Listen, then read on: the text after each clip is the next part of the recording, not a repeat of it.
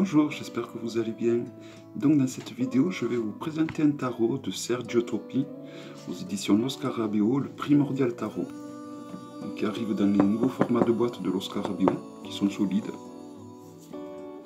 Donc je remercie la chaîne de Lorenz qui m'avait fait découvrir ce tarot, qui je crois était un tarot qui était sorti en édition auto-édité, il me semble. Mais ça, j'en suis pas sûr par contre. Donc, il arrive, vous voyez, c'est une sorte d'unboxing que je vais vous faire au final. Donc, il y a un petit livret où je présume qu'il doit y avoir les 4 langues habituelles que l'on trouve dans les livrets de Lo Scarabeo, donc français, italien, espagnol, anglais, je pense. C'est bien ça. Ouais, c'est bien ça. Donc il y a les majeurs qui sont expliqués. C'est assez succinct, mais bon, ça suffit, ça suit un rider.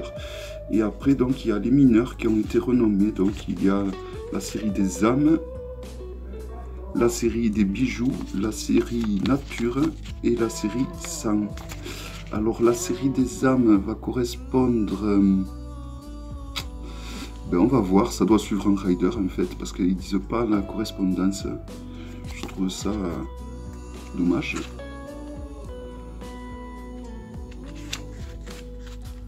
Bon voilà, c'est assez succinct, il n'y a que 4 pages, avec les pages de tirage compris, 4-5 pages. Il n'y a que 5 pages. Voilà, après on repasse à une autre langue. Donc il y a quand même la partie anglaise qui est un peu plus étoffée, mais ça reste quand même très succinct. Donc c'est un guidebook qui fait 128 pages. Voilà, les cartes. Donc une carte de présentation habituelle chez Lo Scarabeo. Voici le dos, très joli, qui permet donc des tirages envers et endroit. À comparer avec un Grimaud, il est il est un peu plus large qu'un Grimaud. Voilà. La qualité, elle est excellente, hein. Rien à redire, c'est les nouveaux formats donc, de Lo Scarabeo, avec de très bonnes cartes.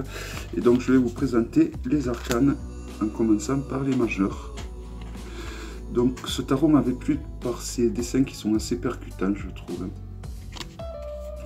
Donc je pense que là, c'est les majeurs qu'il s'agit, ouais.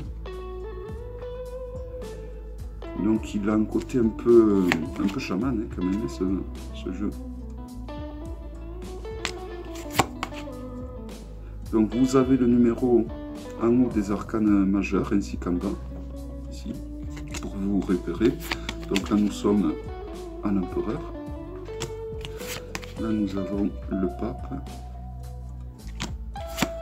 les amoureux. Donc même s'il n'y a pas le nom des arcanes, là on voit bien que c'est une espèce de chariot qui est dessiné. Donc là j'imagine que ça doit être la force.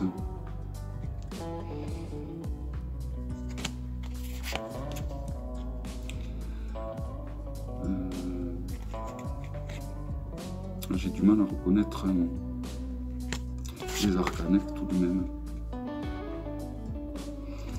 Donc j'espère que quand même au niveau des arcanes majeurs, quand j'aurai fini de vous les présenter, je vais reprendre le petit livret pour voir ce qui s'y dit dessus. Mais voilà, c'est un jeu que vous pouvez utiliser de façon intuitive, hein, si vous avez une approche qui se fait. Donc là, ça devrait être la tempérance. Bon, le diable, il se reconnaît. La tour aussi. L'étoile, la lune et le soleil vont sûrement bien se reconnaître. C'est le cas.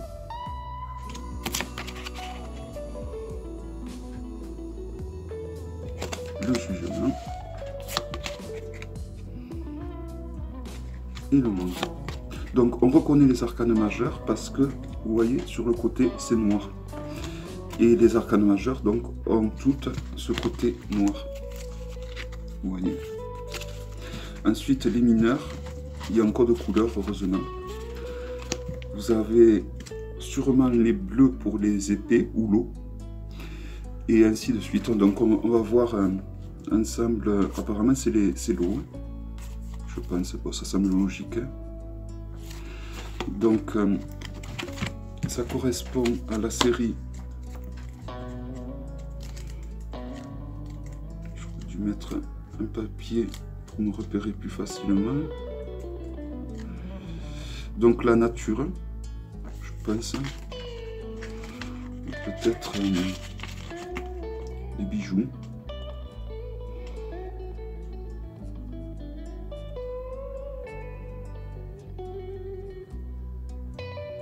Le jaune est la couleur du soleil, symbolise la prise de conscience. Non, c'est pas ça. Alors la nature, c'est le vert. Ça doit être rouge.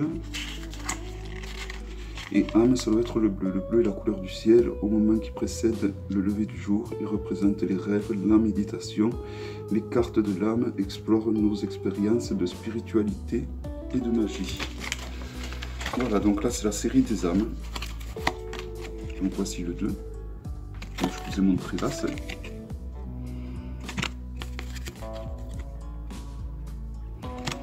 Donc je vous lirai ce qui se dit sur les séries à chaque fois.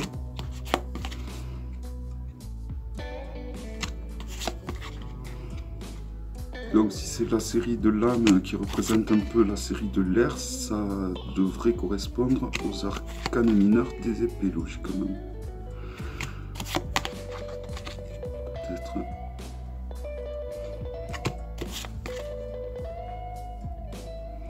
Peut-être bien. Hein.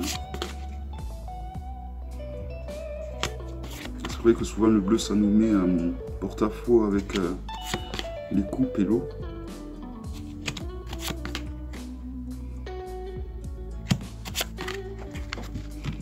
Donc là nous avons une série donc qui est jaune et qui correspond au bijou. Le jaune est la couleur du soleil, il symbolise la prise de conscience, les compréhensions, l'énergie de l'existence physique. Les cartes des bijoux explorent nos expériences, l'épanouissement matériel et de connaissances. Donc ça doit être plus la terre, je dirais. Donc les deniers. Donc après, il suffit d'intégrer cette nouvelle nomination des arcanes majeurs et le fait qu'il y ait donc ce point de repère au niveau des couleurs, ça aide quand même. Après, on reconnaît très bien les numérales et les arcanes de cour. Hein. Ben, les numérales, c'est de 1 à 10 et après les arcanes de cour vont être même numérotés, donc de 11 à 14, je présume. Bon, par contre, les cartes ne collent pas les unes aux autres. Hein. Et on sent vraiment que c'est une très très bonne qualité. Au niveau de l'épaisseur du carton, c'est vraiment un très bon carton de bonne qualité. Le dernier jeu Mass Market de l'Oscarabeo que j'ai eu, je crois que ça remonte à un an, c'était sur les zombies. Et la qualité de carte est encore plus épaisse. Hein. Donc là, nous arrivons à la série qui est verte. Donc le vert doit correspondre, donc là on vient de faire le vert, voilà, ça correspond à nature. Donc le vert est la couleur de la nature et des plantes, il symbolise la vie prospère et la sérénité ressentie lorsque tout est en équilibre. Les cartes de la nature explorent nos expériences de vie. Donc c'est peut-être là plutôt les deniers, je pense.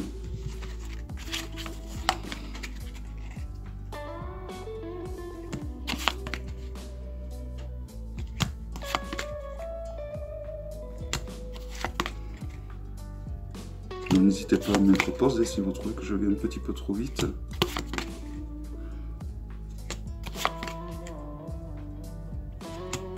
Voilà, c'est un tarot atypique qui a vraiment son univers à lui.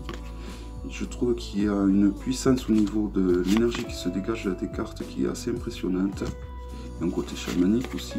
Donc là, nous avons le valet, le cavalier, la reine et le roi. Et donc là nous avons la dernière série de couleurs qui est le rouge et qui correspond au sang. Le rouge est la couleur complémentaire du vert, elle symbolise l'agressivité, l'instinct et l'action. Les cartes de sang explorent nos expériences de survie. Donc je dirais plutôt peut-être ça doit correspondre aux arcanes des épées, je pense. rapport à la définition générale. Oui.